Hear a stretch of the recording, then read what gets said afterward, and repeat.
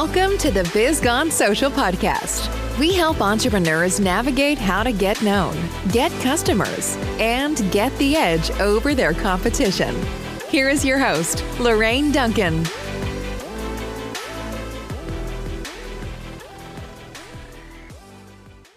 So here we are on the Biz Gone Social podcast, and I'm so stoked to be here. My promise to you, as always, is I want to give you a little bit of verbal caffeine that's going to energize your business and help you stay social. Because after all, don't you want to be the business that everyone's talking about? I know I do. And welcome, Rebecca Whitman. Welcome. Thank you, Lorraine. It's great to be here. So tell me a little bit about your business and what you do and who you serve. Absolutely. I help women go from burned out and overwhelmed to balanced, beautiful, and abundant. And I do so by teaching them that there are 7 key areas of life, which I call my 7 pillars of abundance. And when they're all in alignment, they can be, do, or have anything they want. So can you tell me a little bit about these 7 pillars of abundance? Absolutely. They are in order of importance. Spirituality. I teach women to have a morning practice so that they can connect with a power greater than themselves, whatever it is to them. The second pillar is fitness. I believe in body before business and to prioritize our health. The third pillar is emotions. I believe that we can come from either scarcity or abundance. And the goal is to come from an abundance mentality. There's plenty of money. There's plenty of love. There's plenty of energy. The next pillar is romantic. And I believe that having a romantic partner affects all areas of your life, especially business. So it's very important to have a romantic partner that is loving and supportive. The next area of abundance is mental, and I believe that age just means room to grow. So podcasts like your awesome podcast, Biz Gone Social, listening to Audible, YouTube, reading books, any way to expand our mental capacity is working on that pillar. The next area is social. I believe that your community creates immunity, and if you want to up-level your life, up-level your community. And finally, financial. Now, everybody thinks financial is what to focus on. I'll make a ton of money. I'll get rich. I'll hire a personal trainer. I'll look hot. I'll attract my soulmate. We'll socialize with other couples on spiritual retreats. But in my experience, Lorraine, it is the last piece of the puzzle to click into place. And it's really happened for me. I have multiple streams of income. And it's been an amazing journey to have my life aligned in all these areas because I've created abundance and I am not burned out. Yeah, I love that. I love, I've talked to many coaches on my podcast, and I love how you start with the spiritual. And I happen to be a believer that the spiritual to me is the most important. Now, spiritual could mean a lot to depending on what your definition of spirituality is. What would you say your definition of it is? I would say it's connecting with something greater than yourself that you can surrender your fears to, that you can have faith in. I actually found an incredible tool when I was a teenager. I was at a 12-step meeting and I met a woman named Janet. And I didn't have a relationship with a power greater than myself. And she taught me this God journal format. And I have been using this format every day now for 30 years. And it has transformed my life in every way. And I accredit it to getting through my father's death and my divorce and losing 2 soulmate Labradors and all the stuff I've been through, getting out to the other side through this journal. And I am so excited to be offering that as a gift to your listeners. But that just writing in the journal really helped develop my relationship with the divine.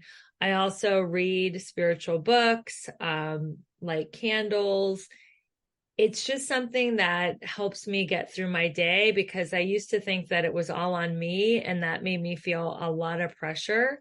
So if I have a power greater than myself that I know is holding my hand as I run the race of my day, it just makes everything so much easier. And the goal is to get into a flow state where things are happening with ease and grace rather than being in stress and resistance. I love that. I was just talking to somebody today about resistance and how many times it does show up in our lives. when we're just not aligned right. So you talk about this journal. Is this part of your morning practice, or is it before you go to bed? How do you do this? Yeah, I do it personally as part of my morning practice, but some people have more energy to do it at night. But it's just a great tool to reframe your day from negative to positive. You get to celebrate your wins, celebrate the people you know, what they're winning at and learning from them. And then a lot of people teach a gratitude list, but I actually teach a surrender list. And a surrender list is taking all the free floating anxiety in your mind and putting it down on paper and then surrendering it to this power greater than yourself so you can have more peace of mind. I love that. How important to you is your morning practice? It is so important. I will not miss a day. And even if I have a really early event, a plane to catch, anything, I will just wake up in enough time to do my morning practice, because it really sets my mind right for the day. And it makes me feel that I am evolving and that I'm on a journey and that there's meaning to my life, that I'm just not like a hamster on the treadmill doing like nothing fast. I like to kind of see the evolution of my life. And this journal is a great tool that helps me do that. I love that. Now, earlier you mentioned quite a couple times soulmate. How did you find your soulmate? Yeah, it was a really rough patch of my life because I was in a marriage that was very painful. It was verbally and emotionally and abusive. And I decided to file for divorce after 3 years. And as my marriage was slowly and painfully unraveling, my dad was slowly and painfully declining in the last couple of years of his life. And the two events culminated the same week. So Wednesday, my dad's funeral happened. And then Friday, my divorce was finalized. And in my last conversation with my dad, he asked me to write something. And I had no idea what I was going to write. A few months later, I was sitting in my financial planner's office and he said, Rebecca, you're having your best fiscal year ever, even though you lost your dad in your marriage. And I think you should write a book and teach people how you were so resilient. So that is where I wrote a book called How to Make a Six-Figure Income Working Part-Time. And the weekend before the book launch party, I was at a party thrown by the owner of my gym.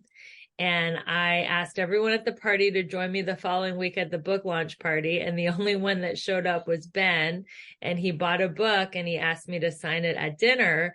And I have been with him ever since. We had our dream wedding in Malibu on the beach in 2021. And now I teach women exactly what I did in 7 simple steps. And I teach a course called The 7 Steps of Manifesting Your Soulmate in Midlife. I love that. I love that. This is the part of the show where we sort of get a little real. You're a business owner. I'm a business owner. What do you love most about being a business owner? I love the freedom. To me, the whole point of having money is to have freedom. And money gives you the freedom to do what you want, when you want, where you want, and with whom you want. And the best part of being a business owner is if I want to take the day off, I just look myself in the mirror and ask, hey, Rebecca, do you want the day off? Yeah. So I don't like being micromanaged. I don't like people breathing down my neck and tell me when to come and where to go. And I just love the freedom of being a business owner. Yeah. And you also can be employee of the month too. That's right. Of the year. So everybody talks about the glamour of being in business for yourself. And, you know, some of your friends may think, oh, wow, that's pretty cool. Or that's like, wow, how do you do it? But we both know that there is struggle when it comes to owning your own business. What would you say is your number one struggle when it comes to running your business in today's world? I would say it's time management, because I have 4 businesses that I run, and it's so easy to switch lanes, but then I don't get as much done because I'll be like thinking about my coaching business, and then a thought will pop into my head about my health and wellness business, and then I'll switch, and then it takes me longer to get back into where I was with my coaching. So it's being very deliberate about my time management and not having, monkey brain where I'm going back and forth. So focus is something that I think we all work on. And I found something called the Pomodoro method. Have you heard of it? I've heard of it. Yes. It's 25 minutes of concentrated effort with a 5-minute rest. So if I can just focus on one business for 25 minutes and then know that I'll have a 5-minute rest, and then I can switch gears into another business or do something else, that has really helped me with that struggle. I love that. I kind of incorporated a lot of little things into that, such as I do block out time. So for that specific period of time, I'm going to like work on this. But you've piqued my interest, and I'm going to go off script now. But you said you have 4 businesses. Yeah. So how do you do that? It's just like I have trouble keeping up with 2 businesses. So how do you do 4 businesses? Well, some are more active than others. My 4 businesses are, I own rental properties. So those are usually rented and occupied. And sometimes they will call me for a repair, but most of the time those are self-running, thank God. The other one is I work 3 days a week at a children's acting school. This is a line of work I've been doing for 20 years. I don't have any kids, and I just love working in the performing arts and helping kids reach their acting goals. And then the other one is a health and wellness business where I promote collagen for anti-aging and fat loss. And that is something that I'm very deliberate about scheduling, what I call power hours, where I am focused solely on that business. And the other one is my coaching, which takes the majority of my energy. And that also is my podcast. My podcast is an extension of my coaching, which you're going to be on in a couple of weeks. It's called the Balanced, Beautiful, and Abundant Show. So kind of like what I said before, it's just being very focused about time blocking. Remember when we were in school, Lorraine, we would have like those 5 subject binders and we would have homework for every class. So I kind of think of it as having these 4 income streams and doing activities or homework or assignments for each business just to move it along, just like when we were in school and had, 4 or 5 classes. Yeah, I love that. It's with owning 4 businesses, and I know for myself, self-care seems to be very important. How important is self-care to you? Self-care is so important. I could not do what I'm doing without self-care. I'm a big believer in working out. I work out 5 days a week. I do HIIT training and yoga and walking. I have quality time with my husband. I try to socialize with a girlfriend at least once a week, getting plenty of sleep. So important. So I get 7 or 8 hours of sleep. Staying hydrated is important. And just when I feel myself mentally getting burned out, because mental fatigue is real, I will take a half day or just a full day off. I take Friday and Sunday. I don't take them totally off because I'm running 4 businesses, but I definitely have a lot of space in my schedule for downtime. And I really felt myself last week on Thursday night getting like so burned out because my week was so dense in the beginning. And I was like, oh my God, I'm a burnout coach. I cannot get burned out.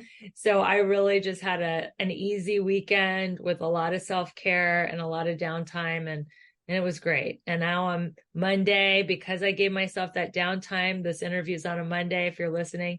Now I'm like totally refreshed and raring to go because I allow myself that downtime over the weekend. Yeah. And it's so important. I want to stress to all business owners out there that it is so important to take care of yourself first, especially if you're serving other people. You want to take time to take care of yourself so you can serve them better. So one piece of advice that it's universal. So it could be for someone who just started out in their business, someone who's seasoned, or someone who's thinking of starting a business. What would that one piece of advice be? I would say to stay in your zone of genius. When I first started in the online space, because I launched my business in 2020, I was like learning about Facebook pixels and online advertising and ClickFunnels, and I was not in my zone of genius, and I didn't get any results because I didn't enjoy it. So I would say to stay in your zone of genius, think about the 3 Ds, either do it if it's in your zone of genius, delegate it if it's not, or ditch it, and focus on things that you're good at, because being new in business or seasoned in business, there's all things that you're naturally good at that you love to do. And that's what's going to move the ball down the court faster than trying to do every little thing. It's better to delegate some things and then get rid of other things that aren't making you money. Yeah, I'm all for delegating everything. Yeah, absolutely. Well, I want to thank you for being such a wonderful guest on my show. If somebody resonated with you today, how could they get in touch with you and you have something to offer to my audience? Yeah, I'm so excited. Lorraine's going to share my Linktree link, and it has a couple great offerings in it. One is the free abundance journal, which will absolutely change your life. The other thing is you can schedule either a coaching call with me or a manifest your love call with me. And I'm committed to helping you have a breakthrough in your life where I help you get unstuck. And that is something that I love to do. So you can find me on the Linktree link. You can also find me on Instagram, Twitter, Clubhouse, Threads at Rebecca E. Whitman, LinkedIn at Rebecca E. Whitman. And there's lots of fun things on my website, RebeccaElizabethWhitman.com with a Z. And Lorraine will be sharing all the links in the show notes. So thank you so much, Lorraine, for having me on the show. It's been an amazing connection. Yes, and thank you. And until next week, everyone, I will see you soon. This is the Biz Gone Social Podcast. Thanks for listening to the Biz Gone Social Podcast. Find us on Instagram at Biz Gone Social for extra tips. Check back weekly for new episodes. Until next time, stay social.